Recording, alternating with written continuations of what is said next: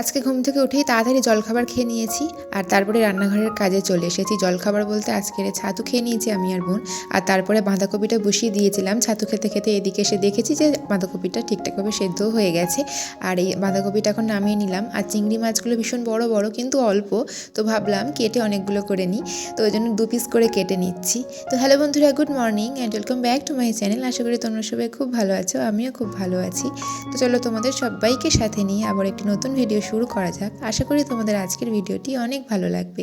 কাটার পরে চিংড়ি মাছগুলো কিন্তু অনেকটাই হয়ে গেছে আর পিসগুলো কিন্তু একদম ছোট ছোট হয়নি, বেশ ঠিকঠাক পরিমাণ মানে ঠিকঠাক সাইজে রয়েছে পিসগুলো, কারণ চিংড়ি মাছটা কিন্তু ভালোই বড় বড় ছিল। সর্ষের তেলটা শেষ হয়ে গেছে, ভেবেছিলাম এই তেলেই রান্না করে নেব আজ, কিন্তু আজকে ভাবলাম ঢেলে নিই, আবার তাহলে কালকে আমাকে কষ্ট করে ঢালতে হবে না, একেবারে শেষ তো হয়ে যাবে না বোতলটা। তো সেই জন্য থাকতে থাকতেই আমি কাজটা করে নিলাম। আর একটু বেশি তেল দিলাম কারণ চিংড়ি মাছটা ভাজবো, সেই জন্য যখন তরকারিটা করব তখন অল্প তেল দিয়ে নেব ব্যাস। তা না হলে আমি বেশি তেল দিয়ে রান্না করি না। আর চিংড়ি মাছ সবসময় অল্প একটু ভাজতে হয়, মা বলে বেশি ভাজতে নেই, তাহলে তরকারি করলে নাকি সেই চিংড়ি মাছের টেস্টটাই আর থাকে না। সেই জন্য অল্প করেই ভেজেছি, মানে কড়াইতে দিয়েই আর তুলে নিলাম, দেখলে তোমরা। আর ওই তেলেই আমি ছোটো ছোটো করে আলু কেটে রেখেছিলাম, তো ওটাই ভেজে নিচ্ছি। মোটামুটি আমার ভাজাভুজির কাজ তো আজকের মতন কমপ্লিট। এই ড্রাম থেকে জল ঢালার জন্য আগের দিন রাত্রে আমি আর বোন চেষ্টা করেছিলাম, কিন্তু ঢাকনা খুলতে পারিনি, কিন্তু আজকে সকালে অনেক চেষ্টার পরে ঢাকনা খুলতে পেরেছি। তো এই ড্রামগুলো হওয়ার পর খুবই সুবিধা হয়েছে, অনেকটা জল অনেক দিন ধরে মানে চলে। আর এখানে অনেকটা জল ধরে, তো সুবিধাই হয়, জলটা তাড়াতাড়ি শেষ হয় না।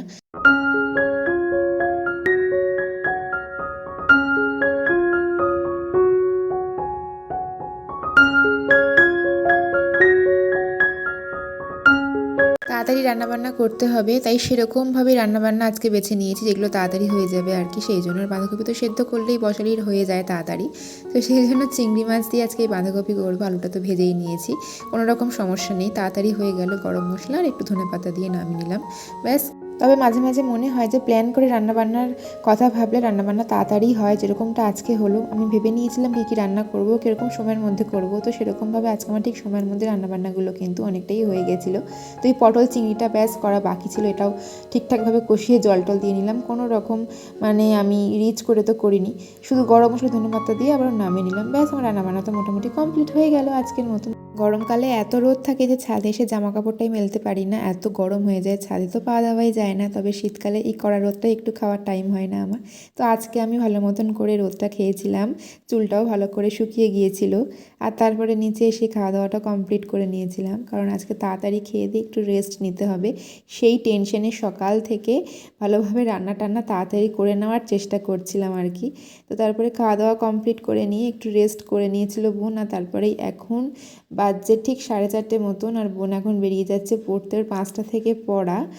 আজ একটু সাজুগুজু করে নিয়েছে, কারণ একেবারে যাব আমরা যেখানে যাওয়ার আছে, তো সেই জন্য সাজুগুজু করে নিয়েছে। ওর বাড়িতে ফিরবে না, ওখান থেকেই যাবে। গুড ইভিনিং বন্ধুরা, এখন সন্ধ্যে 6:30 বাজছে আর তাড়াতাড়ি করে রেডি হওয়ার চেষ্টা করছি, কারণ বোনের আবার ওদিকে 7টার সময় ছুটি হয়ে যাবে, আমাকে আবার তাড়াতাড়ি পৌঁছাতে হবে সোনারপুরে। তো সেই জন্য আমি একদম সিম্পলের মধ্যে সেজেছি, কারণ আমি তাড়াতাড়ি করে রেডি হতে পারি না। আর এই সোয়েটারটা আমি 3 বছর পরে আবার পরলাম, কারণ এরকম ঠান্ডা এই 3 বছরে পড়েনি, সেই জন্য এটা আর বের করাও হয়নি। জ্যাকেট পরেই চলে যেতাম যেখানে যেতাম, আর এমনিতেও শীতকালে কোথাও সেভাবে ঘুরতেও যাওয়া হয়নি। আর ভেবেছিলাম কানের দুল পরবো, কিন্তু দেখছি না, খুব ঠান্ডা, টুপি পরতে হবে, সেই জন্য কানের দুলটা কষ্ট করে পরিনি। মোটামুটি সিম্পলভাবে একটু রেডি হয়ে নিয়েছি। তো চলো এবার তাহলে যাওয়া যাক।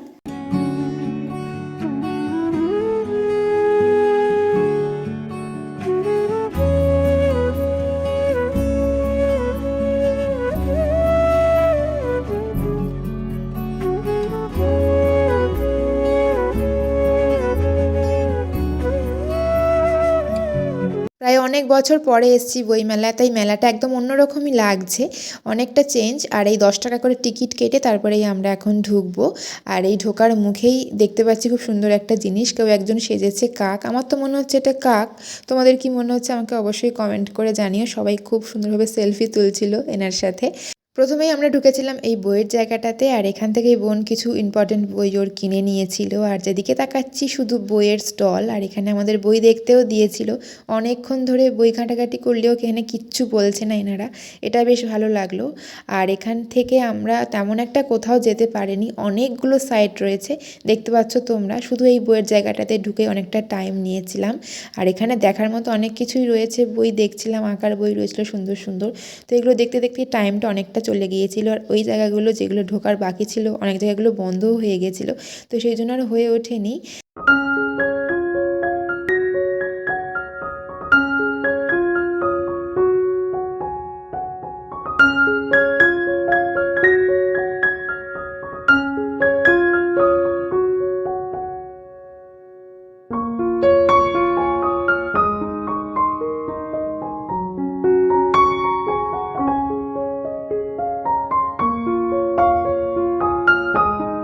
বইয়ের সাইড থেকে বেরিয়ে গিয়ে এই ফুল দোকানটা চোখে পড়লো, খুব সুন্দর সুন্দর সব ফুলগুলো। তবে বোন কি বই কিনলো তোমাদের সাথে এটা বাড়িতে গিয়ে অবশ্যই শেয়ার করব।